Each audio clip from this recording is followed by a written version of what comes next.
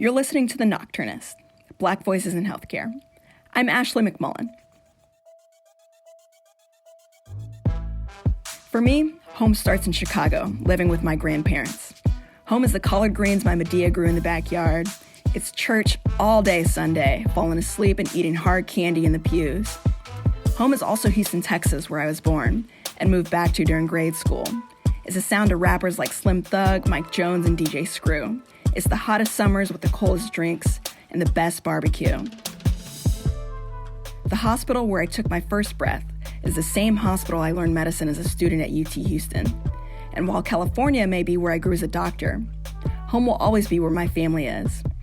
As healthcare providers, most of us have had to leave our home states to go wherever our profession takes us. So, whatever else home is complicated. This week, we asked y'all to reflect on what home means to you. Is it a place? A feeling?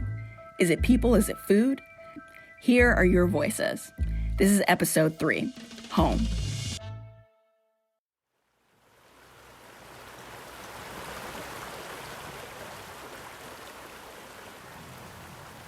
I woke up this morning to a really loud sound. Looked outside and saw the butt of a bear, maybe 10 feet away from my tent as it walked by, unfazed. See, home this week for me is out in the Eastern Sierras. Home usually is in Southern California. Primary care, medical school faculty, working my ass off. I'm just tired. Home is supposed to be where everything comes together, where you are refreshed, replenished. I used to love singing the song from The Wiz. When I think of home, I think of a place where there's love overflowing. I used to sing that with my brothers and sisters, and man, we get into it. But home still, I turned around and see a computer, and home, I still know that, gosh, I got to write this paper, and home, oh my goodness, I've got these people who are going to report to me, and home, oh my gosh, I've got these administrative reports, and home, I've got another diversity meeting to try to look responsible in. And even with love overflowing, home wasn't home. So I decided to climb up here into the Eastern Sierras. Right now I'm looking up at trees and clouds and stuff I would not see in Southern California because I'd be looking down at a screen.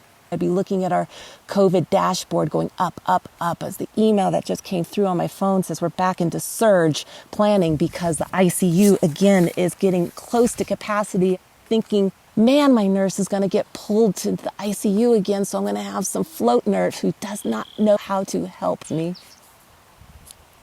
And how blessed am I that I'm able to pull myself away to find a new home, that I can look out my tent and watch a bear walk by.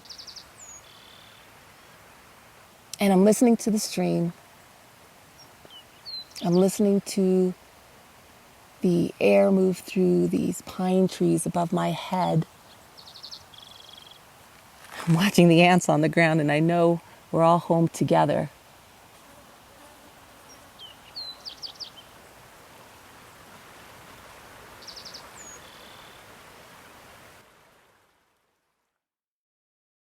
Okay, let's start over. That's a bell area. You also play outside. We play in there. I am laying under these amazing oak trees that are creating this canopy above me, listening to the breeze while my children are playing in the sand. The thing I was thinking about when I was looking at these oak trees and hearing the wind is how something that has been stolen from us as Black people is disconnection from nature, from the earth, from the thing that grounds us and from which we came. And how camping and natural environments are not places where we feel ourselves to be welcomed and where we just don't take ourselves. And so we miss out on being in nature.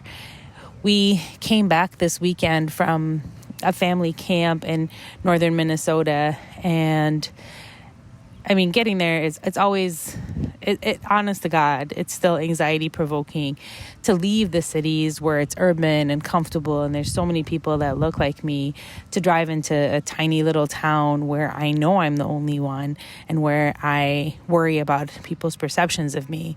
But as we traveled north and the woods got thicker, we started seeing more pine and it got quieter. The road signs got less. The mosquitoes got more. We ended up at this lake. We set up in this beautiful cabin where there was a fire pit. It was quiet. We could spend time on the water, canoeing and kayaking, or just sitting still, or listening and seeing wildlife and fishing. It was so important for me particularly to get out there and get away, because sometimes the city can be very oppressive and all of the struggles and the problems of here just feel too much. And so you take a risk and you leave, you get through the small towns, and then you're rewarded by these amazing expanses of nature. And I just think, we need to get more of us out there. We need to have camps and resorts and places where every color is there and every shade of brown and black is there. And we get those moments of respite as well. So I had a mini moment of respite myself in the middle of the city in a park looking up at these oak trees, and just felt so peaceful. I wanted to share that.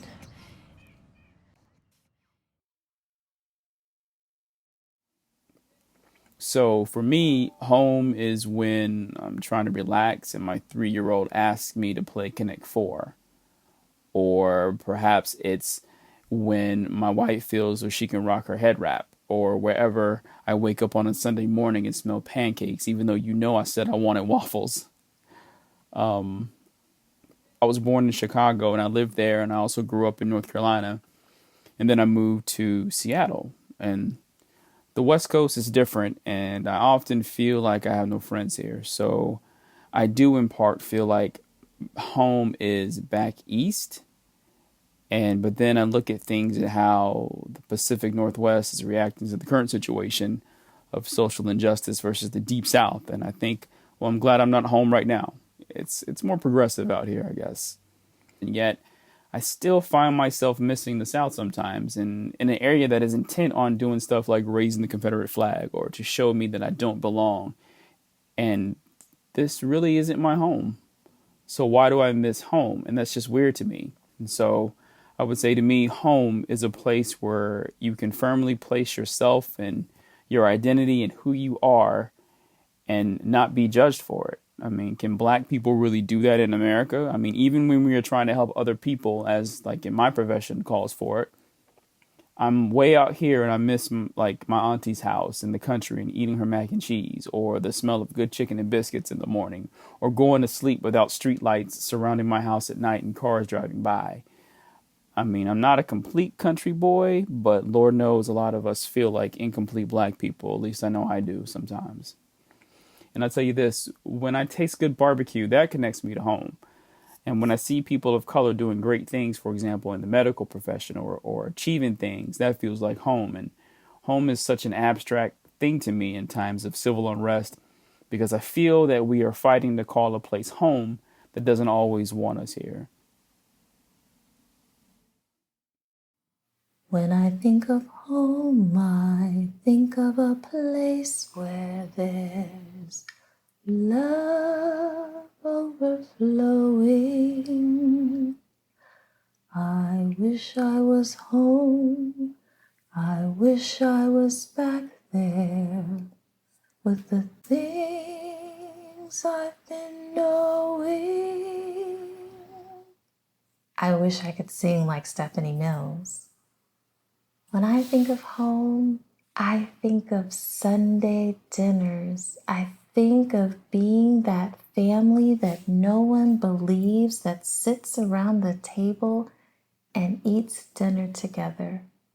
When I think of home, I realize I am so blessed that love and home are four-letter words that match in my life. When I think of home, I think of holidays.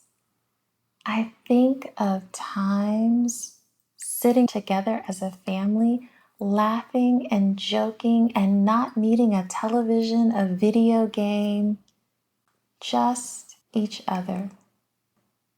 When I think of home, I think of food. I think of the very first time that my mother trusted me to cook the fried chicken for Sunday dinner. When I think of home, I think of how much I miss being there, of knowing I had someplace to go where I was safe, where I could sleep. When I think of home, I think of the home that I've created away from home. I think of beaches and sunsets and sand, the sounds of the ocean. I am grateful that love has found me in every one of my homes.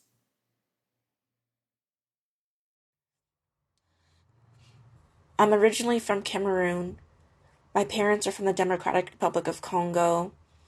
For the first part of my life, I grew up in an area where everyone around me was black. Being black was something that was celebrated. You looked around, you saw other smiling black children. Your neighbors were black. Your teachers were black. The doctors were black. It wasn't something that made you an outsider, and it felt like the norm. And then when we moved to the US, we first moved to a suburb of Atlanta, Georgia. And even there, there were a lot of black people around, but there was this new sense of tension that I didn't really understand. There was a tension between, the white people in my neighborhood and the black people in my neighborhood. And I remember our neighbors in our house was actually a white male cop. And my parents were very hesitant and very strict about where we were allowed to play outside because they wanted to make sure that we had as little interaction with him as possible. And at the time when I was little, of course, I didn't understand. But now I see why they were so scared to have us playing outside or making noise or screaming or really having too much contact with this man, why they were so scared to be living next door to a cop. So when I think about home, it's like, where exactly do I belong? Do I belong in the US? Or is it back to my first home back in Cameroon or my parents' home back in the Democratic Republic of Congo? I'm from these countries and I fit in terms of my appearance, my name, my sense of culture. As an immigrant, you're kind of torn between, have I lost too much of my cultural identity to ever really call myself, Cameroonian or Congolese? But then also, do I have too much of that and too much of, my sense of self to really call myself an American and feel like this is home? In a sense, my only home really is within my own body. And then outside of that, I don't know where I have a place.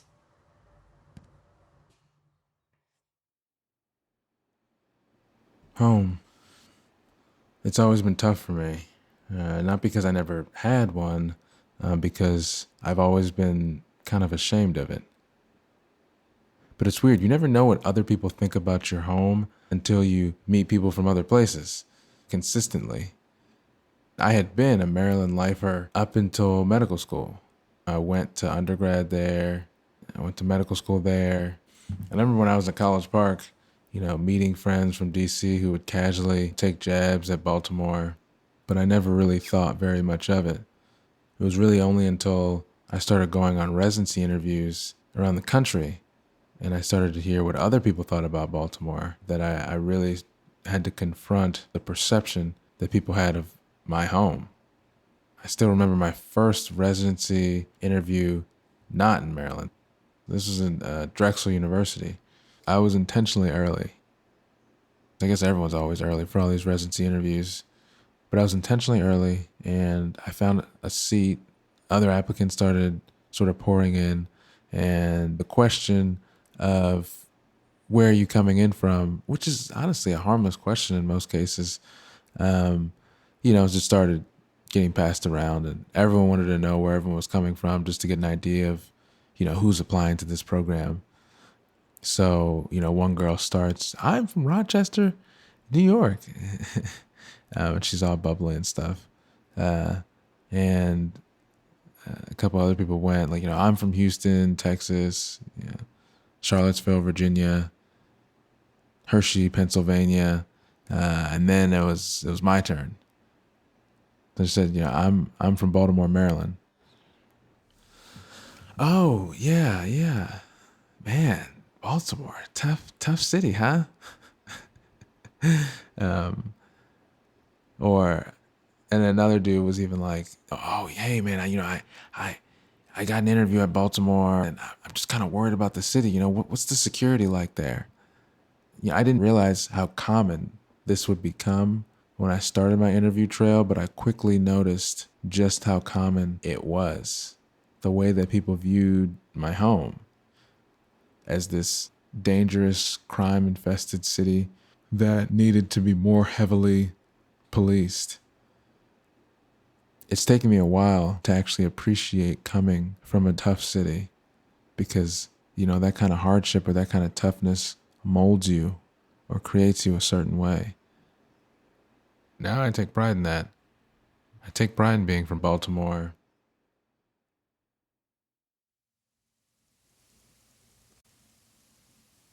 I'm going home this Friday. Home seems like a world away, but just thinking about it brings me right back into my mother's kitchen, where she's got Andy Grammer playing in the background, and we're all trying to keep our heads up and just smelling chopped onion and cilantro and garlic. I swear if you cut me, I bleed curry. It's been so long since I went back, and I'm terrified. I'm scared about returning to the home I spent most of my childhood in. I grew up in Virginia. It's July, so this time of year the cicadas will be buzzing nonstop in the trees. You won't be able to sit outside in the garden unless you're willing to get sucked dry by mosquitoes. And oh, if you're lucky, you might be able to outrun the fattest raindrops that fall in sheets from the summer storms. It smells like swamp mixed with flowers mixed with, I don't know. It's just glorious. But they say Virginia's for lovers, and when I think of the place I'd love to bring my partner to meet and be in one day, it's home to Virginia. I want to take her through the hikes and the streams that I used to run around and come up with all sorts of imaginary characters and friends with. I want to take her fishing with my dad in the wee hours of the morning, sit in our sunroom with the cat curled up in one of our laps while watching something that makes us all geek out. But I can't bring her right now. My home is not ready. My garden is not cultivated to the point where I feel proud to bring my queer partner back to meet my very, very conservative and religious family. I honestly have found so much unconditionally loving community out here in the Bay Area. It's mind-boggling how quickly I felt myself becoming all of me. The place that housed me, fed me, nourished me, sustained me, taught me right from wrong, gave me everything that has made it possible for me to defy all the odds, come out here to start this part of my medical career and my healing journey. I want to bring the other half of me there.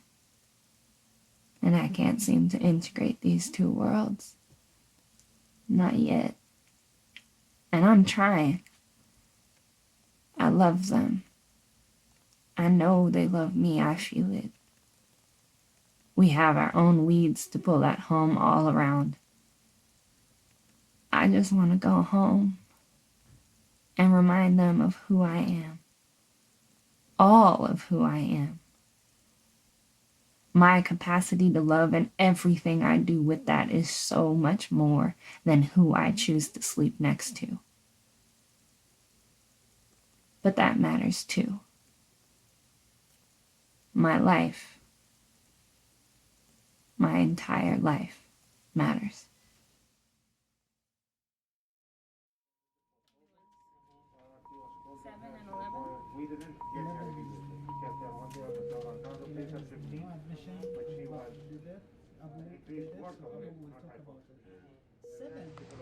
I've met several patients who've expressed that they want to die at home. I don't understand it. There are probably 1,000 ways to die, but the one thing that I've heard most patients request on their dying bed, hooked up to several IVs, several machines, several tubes,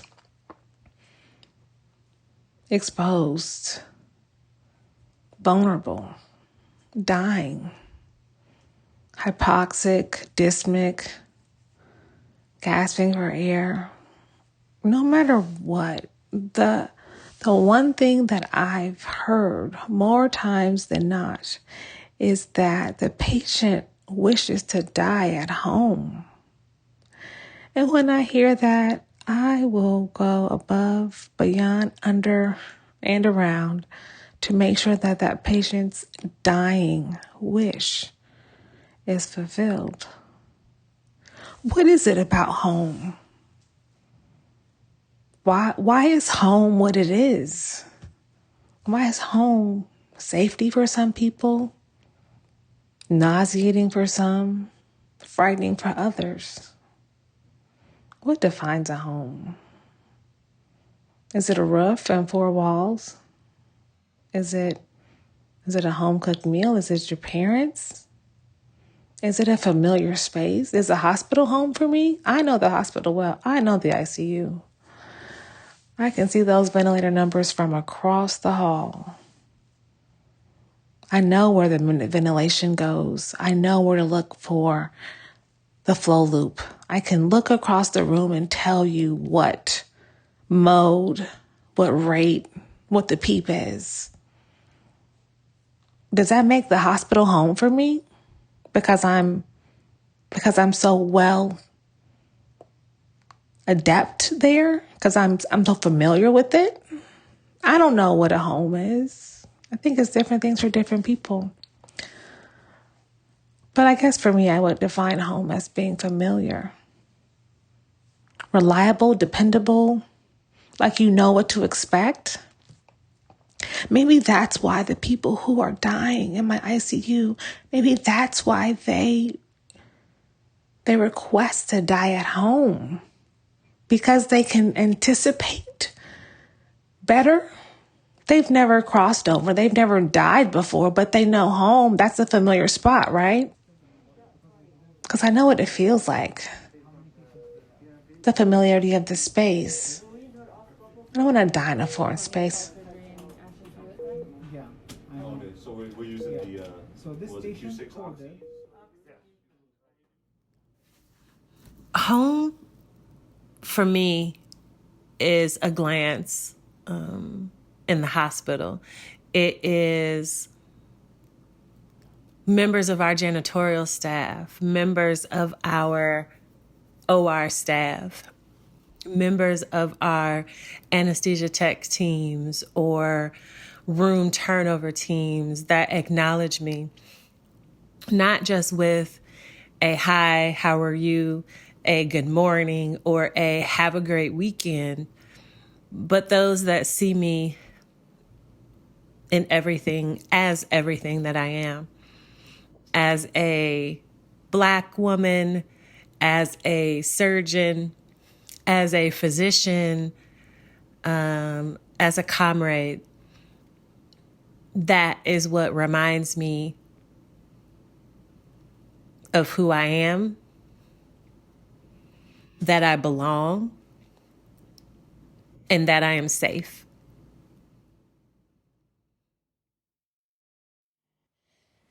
Being a physician and a mom is perpetual caretaking. And sometimes when I'm transitioning between those roles during the day, I really need to take a minute.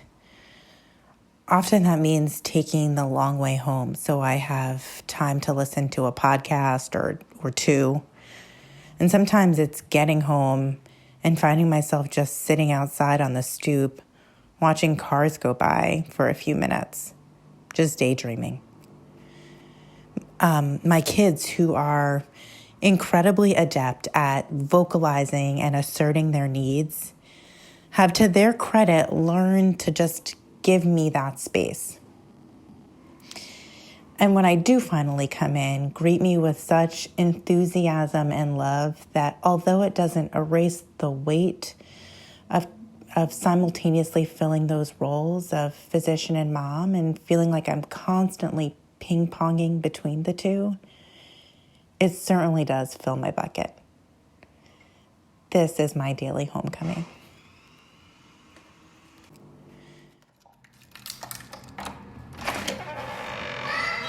Hi, guys.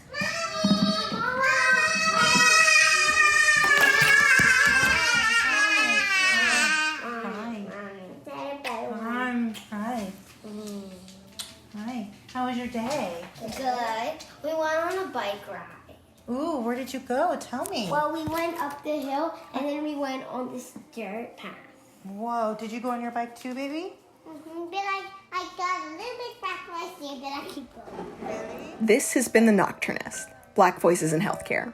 I want to thank our core team, executive producer Kimberly Manning, The Nocturnist founder Emily Silverman, podcast producer Adelaide Papazoglou, sound engineer John Oliver, and medical students Rafaela Posner and Lauren Wooten, who is also the outstanding cellist you hear playing in the background. Thanks also to executive producer Ellie Block and program manager Rebecca Groves and communications intern Cora Becker. Our illustrations are by Ashley Floréal, and our theme song is by Janae E. Black Voices in Healthcare is made possible by the California Medical Association, the California Healthcare Foundation, and people like you who have donated through our website and Patreon page. Thank you for supporting our work in storytelling. If you'd like to add your voice to our project, visit our website at thenocturnist.com. We'll be back next week. Until then, remember, Black lives matter, Black health matters, and Black stories matter.